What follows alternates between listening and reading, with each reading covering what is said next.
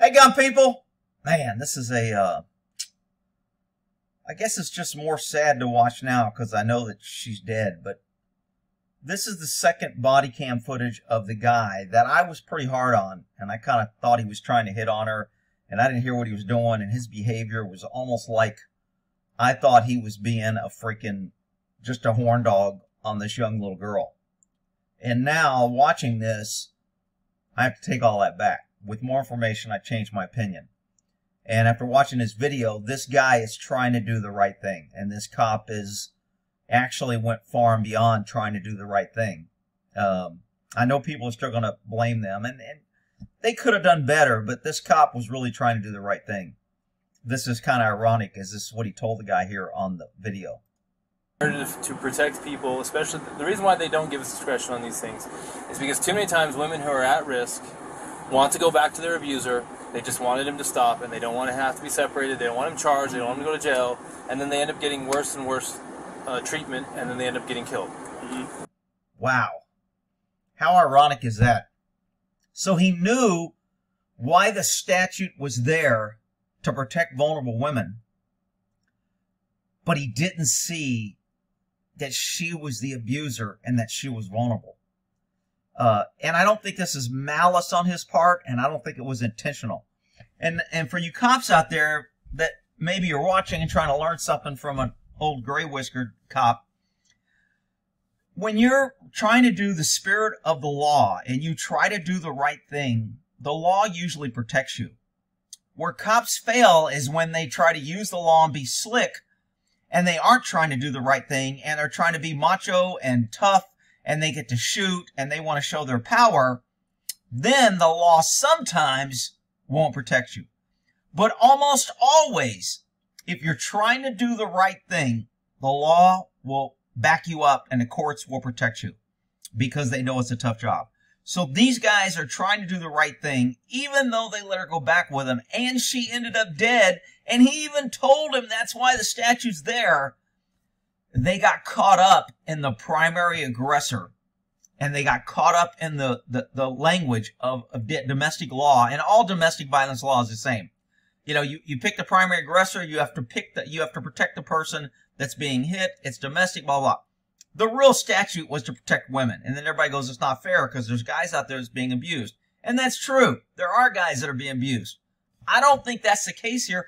I don't even think these guys think this is the case here. But they got caught up in the language of primary aggressor. I think they would have been fine if they'd have went, look, we're not separating you. And if you want to go back to them, etc., you're both going, it's on camera. You both got full knowledge. I don't think you're in danger. Neither one of you has told me you're in danger. I would have been okay with them doing that rather than separating them. I don't know if separating them made this worse, and that's why she ended up dead, or if it contributed to it. Had they done nothing, maybe she wouldn't end up dead. And had they done more, maybe she wouldn't end up dead. Taking her into protective custody because of her state of emotional, kind of out of control, I think they could have done it. But again, if you get to the statute, you can only take someone into protective custody, and that's what you do when you force them to go for mental evaluation. You're not arresting them. You're taking them into protective custody. You're turning them over to a health professional, and then the health professional does the evaluation and decide whether they're a threat or not, decides whether to release them or to involuntarily admit them. And they rarely ever involuntarily admit you. So they almost always let you go, but the cops cover our ass by giving them to a mental health professional. That's where these guys kind of drop the bucket. They probably learned their lesson. Now, anytime these guys deal with somebody that is crying or emotional, they're going to be taken to a mental health professional. They're like, I'm never doing this again. But unfortunately, she's dead. Now, did their actions contribute or cause her death? I don't think it did. Remember, she died 10 days later. A lot can happen in 10 days. I mean, if she'd have died 3 days later, I'm not sure these guys would have been culpable. If she died the same day or the next day, maybe I'm a little bit closer to their kind of have some fault in this. But this video is pretty long. I just want to go back to where she's talking, and he's talking to her in the car. So I don't know if it's really sad looking at her because I know she's dead by this freaking piece of shit. and he's still out there running around, and we haven't caught him. Also, more information on that is he bought the cell phone with the $1,000. They have the arrest warrant now for using a credit card. He bought that cell phone on September 4th. Now, I'm pretty sure she died on the 27th of August because that's when she got the crazy text. So he bought this cell phone 4 or 5, 6 days after he killed her. So he was still alive. He was still moving. And I know a lot of people were like, well, how come parents are getting away with this? Didn't the parents help them? I think the parents did help them. And I think the parents are going to be arrested. And I think the cops knows they helped them. But arresting them now hurts a valuable lead. They are monitoring, following, and giving the parents enough rope to hang themselves so we can get a good case. Because remember, the lawyer, once the parents and him lawyered up, cops can't question them. So we have to make the case independent of getting a confession. Most crooks we get, because I keep telling you stupid, pesky citizens to shut up and don't talk to cops, but nobody listens. So they always talk to cops, and that's how cops get convictions. The reason why these parents are not in jail is because they ain't talked to the cops. Had they talked to the cops, they would have let something out, they would have lied, they would have given an inconsistent statement, and they would be arrested. But I still think they're going to be arrested, and I still think they're involved. But they just can't help not helping him. Parents will never be happy just knowing they helped their son. They have to get that reassurance. They want to talk to him. They want to see if they need anything. They want to send them more money. They want to help them more, and that's where we catch them. So these parents eventually will contact or help him, and that's why they're out of jail, and that's why they're not pushing. We need to convict. And, you know, again, they're still probably collecting evidence on how can we prove that they helped. They took him on a trip. They stayed together. They gave him the car. They did the car. They picked it up. They knew he went camping. He really didn't go camping. They went camping for a few days before. So there's still a whole bunch of the timeline that cops know that we don't know. But on this video right here, again, it's just sad watching her. But this cop, I got to take back all the bad things I said about him because he really seemed like he was trying to do due diligence here. Then you can do your curls. So, look. I'm going to speak to you frankly. I have a daughter almost your age, and I'm looking at you not so much like a suspect, but also as kind of a victim. Now, if he has a daughter that's her age, if your daughter, and I think if you ask any parent this, if your daughter was in this situation, even though she's an adult, wouldn't you think it would be a good idea to call the parents and say, hey, your daughter's here. She's pretty upset. Do you know where she's at? I know she's an adult. I just don't know if there's some history. Why didn't they contact the parents? I mean, look, there is no law and there's going to be cops out here. Rick, you know, as long as they're adult, the parents got nothing to do with it. You're right. They don't. But in an investigation, and when you've got this convoluted story and you see this frail little girl that is very emotional and that isn't safe, and you're about to dump her in a strange town in a van that she doesn't want to be with alone, and she's telling you she doesn't want to be alone, why wouldn't you call somebody close to her and get their input? Get them to talk some sense into her. Maybe get them to open up to you. That's one big problem I got with these guys. Now, did they do it maliciously? No. Maybe they didn't have the experience, whatever. But if this guy's saying he's a parent, and his daughter was pulled over by the cops in this situation, I guarantee you, if you ask him, wouldn't you want the cops to call you? He'd say, hell yeah, I'd want them to call me. Why didn't you call hers? Because I'm not required. Because she's an adult. Because they can't do anything. Because they're not required to do anything. Because I'm not required to do anything. Because that's not part. There'll be all kind of excuses. To me, that's where they drop the bucket if you want to blame something. In the sense that you're dealing with some struggles emotionally and mentally at your age.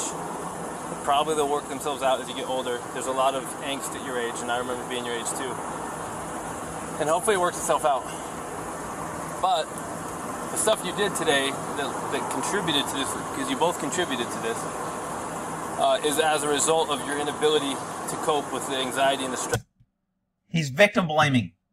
Anytime you interview a rape suspect or a victim of crime, you don't tell them their problems are their fault.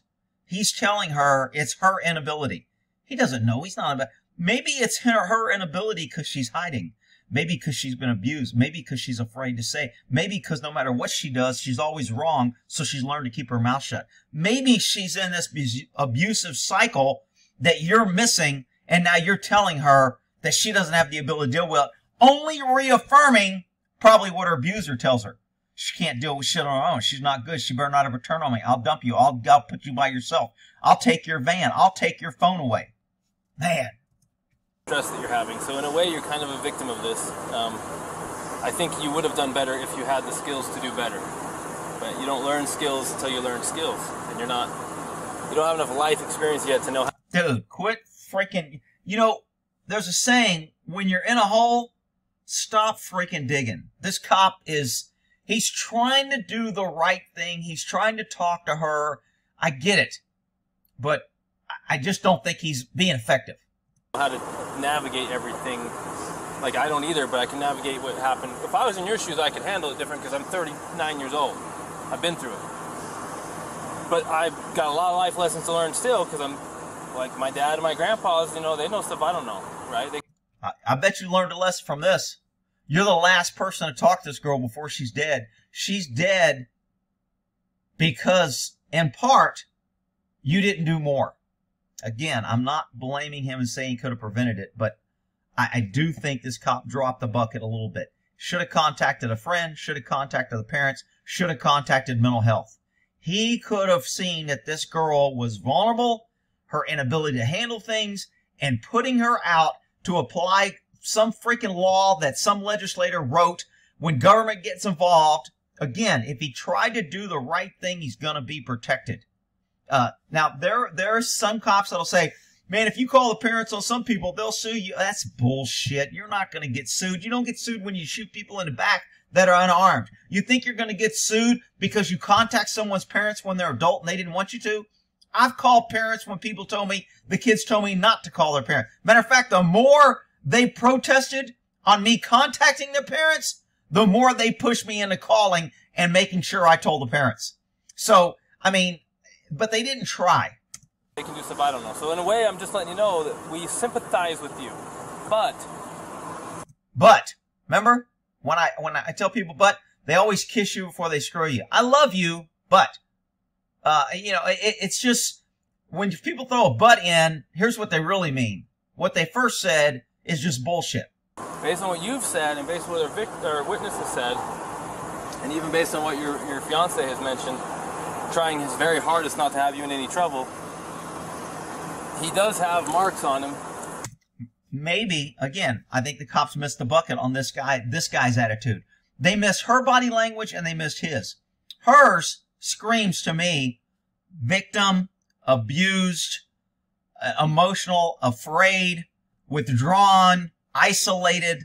I mean, her behavior just screams all this. His behavior screams, I'm a nice guy. You guys got guns. You got the power. I don't want to lose her. I need somebody to control. She's a great victim, and I want to keep her. So they missed both. I think they misread both these guys' body language a lot. But again, I'm not saying I'm perfect. I could have missed some shit too if I was there. But I absolutely would have called her parents or a really close friend and had her talk to somebody. And if I still wasn't happy with her mental state, I would have taken her in protective custody. You know what? I want you to talk to somebody.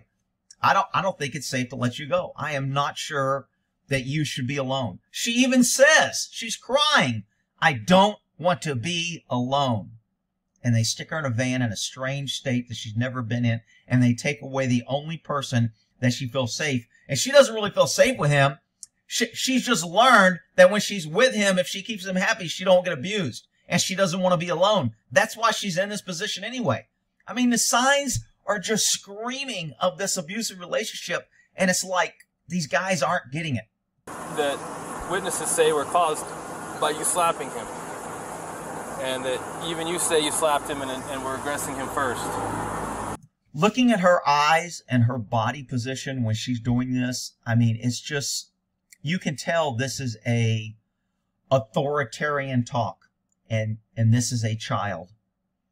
And she is feeling helpless, and she doesn't want to say anything, and she'll listen to anybody. Right now, she probably feels the safest that she's been until they tell her, that she gets a ticket, and then you'll see her meltdown. And I don't have anyone saying that he actually punched you aggressively. It sounds like it was shoving in a manner that was probably more consistent with trying to prevent you from entering the van or to get space from you, not to assail you, if that makes sense. So if the tables were turned and he was beating on you and you were shoving him, of course we're going to look at it like, oh, of course she's defending herself to get away from this guy. Well, we're kind of looking at the same way with him, and we have to treat both fair, even if he's a bigger male and you're a smaller female. The law doesn't say, hey, Officer Pratt and Officer Robbins, you can treat people different based on gender under the same, so we can't, even if it makes no sense. You absolutely can, and the law doesn't say that. The law says, as a matter of fact, you can treat people different depending on the injuries. When a cop uses force, it's absolutely in the law that it depends on the strength, the injuries, the age, the elder, the young. So there's other cases where you can do that. Now, what he's referring to when he says this is in domestic violence and that small stream of domestic violence. It is true that you can't make a decision based on gender alone. However, you're not going to get sued for trying to do the right thing, and you're not going to get sued for making a mistake. So always make the mistake in era of protecting someone who might or who is vulnerable. I mean, they just missed it on her, and it's so sad that she's dead now. Sense that because you probably could not physically destroy this man. And again, I'm looking through it through my filters because I know she's dead. So obviously I keep saying that it's sad they missed it, but I still stand by. These guys did more than most officers. They tried to do the right thing, and I don't think anything they did caused her death. I want to make that clear because it sounds like I'm beating up a little bit, but it's just, I guess I'm beating up the process and how cops just don't think when they're on these calls and they get into, well, the law says this and I got to do this. And, you know, the speeding law says 55 and you were going 56, so I must write you a ticket. And I don't care if you're starving, and I don't care if your kids are going to do without food. And I don't care if you're having struggles making your insurance payments and you just lost your job. I don't care. You were going 56 and the speed limit is 55 and I must write you a ticket and take money out of your pocket. That's the cops we have now, and it just drives me nuts. The way that he could if he attacked you, we can't treat you different, okay? So all that long-windedness I'm giving you right now is leading up to the fact that if I pull someone over for speeding, I have the right to give them a warning. I have something called officer discretion. But in the legislature in Utah... Man, just looking at her eyes. I mean, see, now I didn't see this video before, and this only reaffirms what I saw. I saw what I'm seeing now very briefly when they were dealing with her before on the other body cam. But watching her and this very submissive kind of, I mean, just withdrawn body position and looking, and I mean, it's just, she just seems so beat down and helpless. And her dad's going to have to watch this knowing it's the last film of his daughter. How sad. They have made a law that if we have a domestic assault, they don't trust the police to make good decisions because too many cops have made bad decisions. He's exactly right. That's why the discretion was taken away. They say, we're not going to give you discretion. We're going to write a law that says if you have a domestic assault, whether it's male on female or female on male, whoever the primary aggressor is has to be charged. No choice. You don't get to give them a warning. It doesn't even matter if they're barely hurt at all and the guy doesn't want to press charges or the girl doesn't want to press charges. We don't have a choice. We literally have no choice. He does not want to press charges. He says you guys are a team. He says you're his fiance. He says he loves you. He says he... No facial movement. No nothing when that happens. Somebody in love, when somebody said that about them, would feel happy. She almost is like, it's bullshit. I don't really care what he says. He's an abuser. She's thinking, her body language tells me she doesn't care that he just said all those nice things. And all those nice things he says doesn't mean a damn thing to her. We call that a clue. Or the girl doesn't want to press charges. We don't have a choice. We literally have no choice. He does not want to press charges. He says you guys are a team. He says you're his fiance. He says he loves you. He says he doesn't want anything to happen. But we're explaining to him that we don't have any choice in this. No body change whatsoever. I mean, to me, that just screams something's up.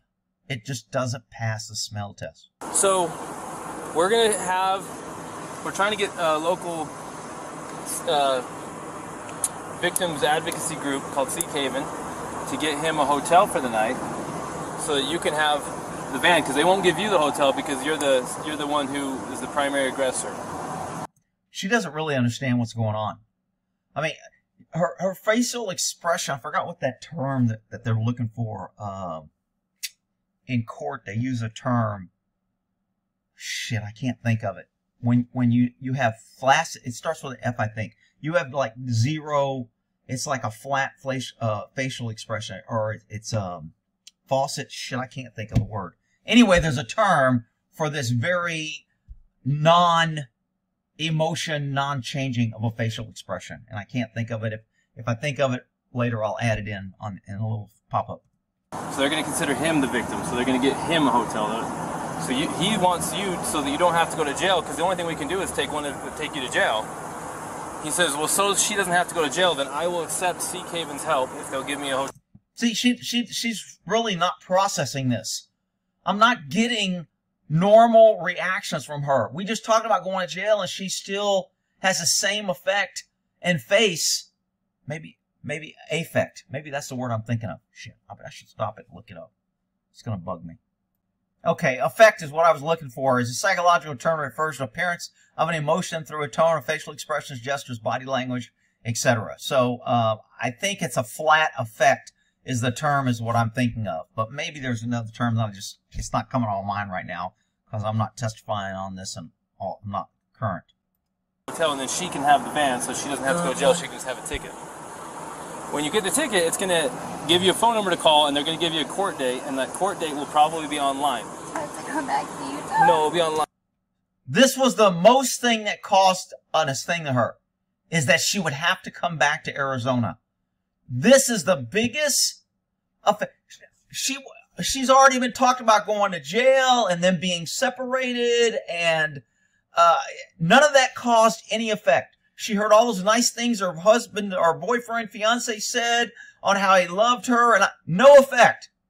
Now, when she has to come back, she thinks she has to come back, this gets an emotional response. It just doesn't make sense. Online. You have a smartphone? Yeah. So you can. I go to court. You're okay. Sorry, I've never heard of this. I didn't know Yeah. this was in When Utah. COVID happened, they switched all the court from in person to online. So when I go to court now, I have a ticket for hitting the curb or something, please, because we're okay. Like, what does it I do understand, then? but we don't have any, like, listen, if I... Now, there's going to be guys that are like, Rick, she's just crying. She's the abuser. She's been hitting. And look, I get it. There's women that milk the system and that play like they're the victim and they're really the crazy aggressor. I've done this for a while. This ain't my first rodeo. I do not get that impression of her at all. And I could be wrong. If I had any discretion in this, I would separate you guys for the day and just give you warnings to stop hitting each other. But I lawfully don't have discretion here. I don't have any... Because somebody said something, like a witness said something? Because there's two witnesses. And then there's what you said and what he said, and guess what? It all matches nicely that you were the primary aggressor and that the injuries he has were caused by your aggression towards him. Even if he doesn't feel hurt, even if he doesn't want to press charges, there's nothing any cop can do about it. It's written into the law. I don't... Normally we take people to jail, but he's trying to work it so you can just have the van. So when you tell an abused person in a position of authority like this cop, and it appears, and I think these guys are on this guy's side a little bit, the killer, dirty laundry, because he fooled them. They sound and they're talking like he's a good guy. He doesn't want you to go to jail. He's trying to help you. So as the abuser, when she sees a position of authority, another man taking the position of her abuser, there's no way in hell she's going to be honest, open up, or tell you what's really going on. Again, this is just a lack of investigative skill and talking and understanding what somebody in her body position, her withdrawn. I mean, the women who are crazy that just want to cry, you can tell. One minute they're like crying, next minute, well, he's this and he's this and that bull. It's not fair. And they go through this fake bullshit. This woman's total abuse and total withdrawn and total weak, mild, meek voice and behavior, no way impresses me that she is this violent person that these other people keep wanting to tell me it's her, she's the abuser. Rick, you're just falling for her blue eyes or cute figure, trying to discredit everything I'm saying through that I'm just stupid and I'm falling for this. Look, people, I've seen plenty of women and cute women in my life. I'm not going to be fooled just because someone's cute. But you know what? You can believe what you want. Tomorrow... I don't want to be separated. Okay, so I've tried to slow this down. I really can't tell if she says, I don't want to be separated or I do. I think she's saying I don't. She doesn't want to be alone. She feels vulnerable. The reason she's with somebody that abuses her and treats her like shit and tries to take her phone, isolate her, and take her car, which is exactly what he did, the reason why she's with somebody like that and wants to be with him just screams she's in an abusive relationship. She doesn't even know what reality is, and she needs outside intervention or help, which is what a good cop should be doing. I'm not blaming these cops, people. I'm just telling you, I think they missed some shit. You gonna have anxiety? Yeah, no, we're a team, please. There's no, what is it? No, like, we're a team, please. It's gonna give me so much anxiety. Can we just have like a driving ticket? Okay, the very best thing I can do is call my supervisor and see if I'm missing something here. Because if I'll pay any driving ticket, a parking ticket, anything. Okay, Gabby, If that'd be Gabby, better. try to calm down and I'm gonna go call a supervisor. Try to calm down. This is a perfect opportunity to say, Gabby, you really seem like this is overwhelming, and I'm not really sure you have the ability. I bet he could even get her to agree. I could have got her to agree. Do you think that this is overwhelming and you can't deal with this? She would have said yes. She would have said yes. And I would have said, who can we get to help? Here's two options. Let's call your mom or dad, or I can call a mental health professional. Which one would you like? Well, I just want to be with, because that's what she would say. I just want to be with him, and I just want this to go. No, that ain't the option. We have two choices. I don't think you're able to deal with this, and the two options I'm giving you is I call your parents and they convince me that you're okay, or I call a mental health professional and they convince me you're okay, or they make the decision. So we've moved past the point of you going with him, and those are our only two options. And he could have got her to either agree to go to mental health or agree to call her parents. When you don't give them any other options but to pick something that's good for them, they have to pick one of the two. And either one of those two options would have been good for her. Would it have prevented her death? I don't know. Again, I like to deal with people like when and I tell cops this all the time when I was training cops. Everything is fun and games until somebody ends up dead. And then it's like, oh shit. You know, the old thing, it's all fun and games till someone loses an eye. You can shoot spitballs or rubber band things or whatever until someone loses an eye. Well, that's in life. When you're dealing with people as cop work, it's all fun and games until somebody ends up dead. And then you're the last ones that contacted them. So, man. But I don't think that there's much I can do, but let me see if the supervisor can tell me something I'm missing to make this not happen. I can't feel over it, and I couldn't handle that. I'm sorry. Just give me a minute, okay? I can't handle that. Everything she's saying is, look, I need help. I can't handle this. And the only thing that cops are focused with, how do we get her out of the ticket? How do we keep them together? How do we not make this? They're trying to do the right thing. They really are. You don't have to sit out in the hot sun unless you want.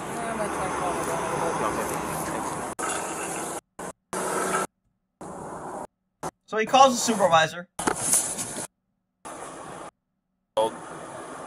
Slapped her boyfriend. Now, if you watch this video in its entirety, you'll notice he calls the witness and he puts his phone on speakerphone, which I thought was a really good move. He was covering his ass. He's got a recorded statement now. If we can't find the witness, that recorded interview, even though it's on the phone and it's through his body cam, now becomes best evidence and we can get it in. If that witness ends up getting hit by a car tomorrow or whatever, he's got a tape of his interview and it's perfect. But he doesn't put his supervisor on speakerphone because he doesn't want what his supervisor says on there. That's what I got a problem with.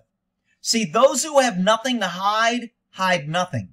But when you put a witness who's giving you a statement on speakerphone so your body recorder will pick it up, but you don't put your supervisor on speakerphone, that implies intent. It implies malice. It implies you're making decisions based on wanting to protect the supervisor, but you weren't trying to protect the witness. Or why, if you and your supervisor are being above board, why would you care if it's recorded? I would want it recorded. I want what my supervisor tells me if I'm asking for advice.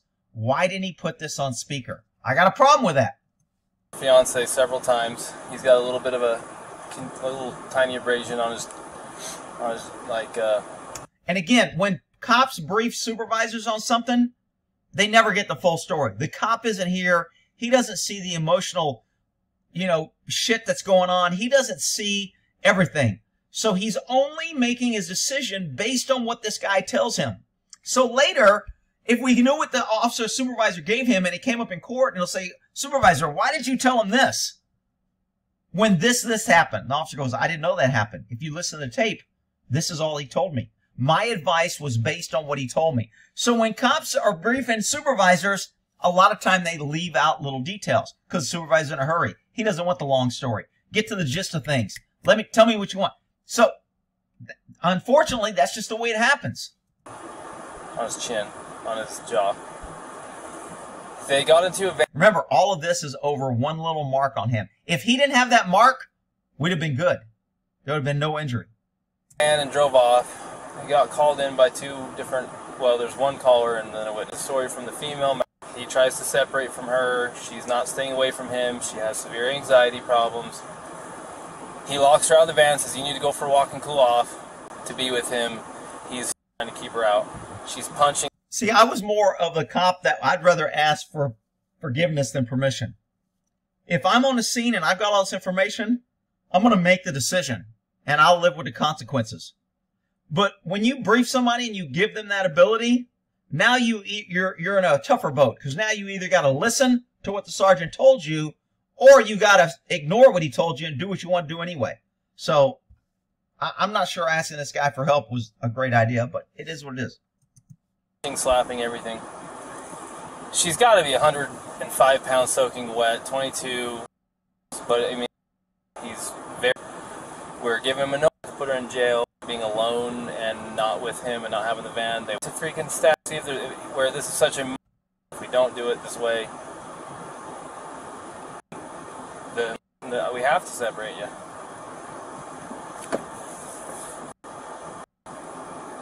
Think about that. Not do anything on something like this. I mean, it's so minor. So what this cop is doing, and a lot of supervisors don't like when you do that, because what this cop is doing is he's trying to get the supervisor to make a decision that he didn't want to make. And most supervisors don't like that. It's your freaking call. You're there. Make the freaking call.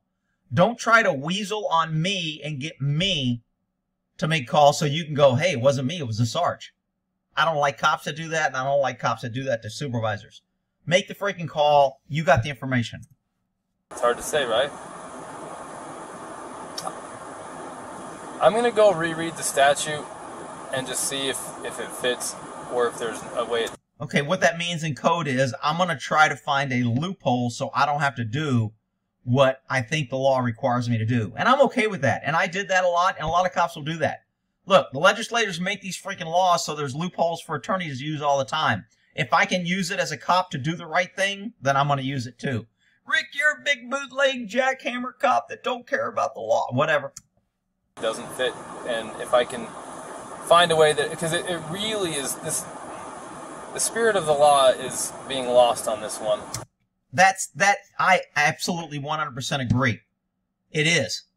What I don't agree is that he got so caught up with the law that he lost touch with humanity and he failed to see that this girl was in serious emotional trouble and needed outside intervention. And the outside intervention wasn't separation. It wasn't a ticket. It wasn't following the law. That's not what this situation needed. And he couldn't get out of the box of following orders and checking the boxes. It really is. So let me see what I can find. All right, thanks. So I'm not really sure.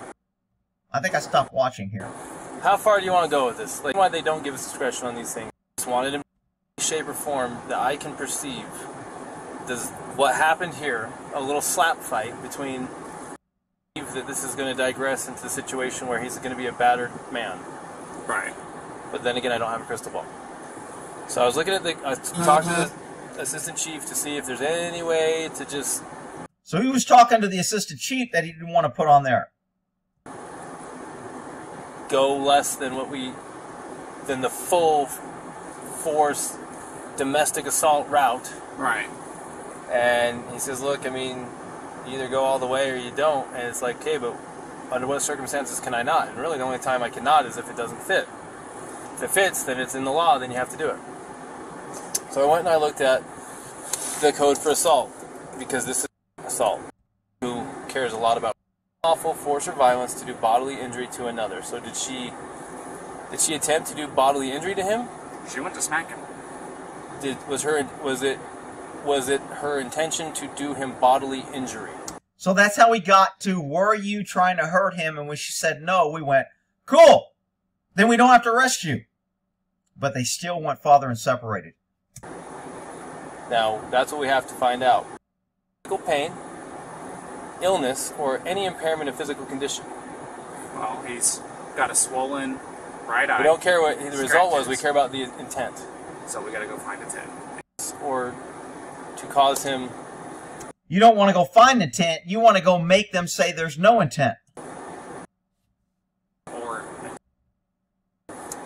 What was her intent? What was her intention? If you go ask her, what was your intention when you were slapping him? And she says, I wanted him to hurt or be ill or impair his physical condition, then there's nothing we can do. Okay. Okay, so we already saw the videotape. I'm not real sure. I think he ends up leaving. This is all I watched. I'm at 37 minutes. If you want to go watch the tape, I'm sure it's around. It's full body cam with the second officer at Utah. I found it pretty easy with a search, so if you want to go watch it, you can. Again, it's sad. The follow-up on the case is, hey, they're still looking for him. He bought the cell phone on the 4th. Why would he buy a cell phone if he wasn't going to use it? And if he's using it, then they're tracking him and knowing it.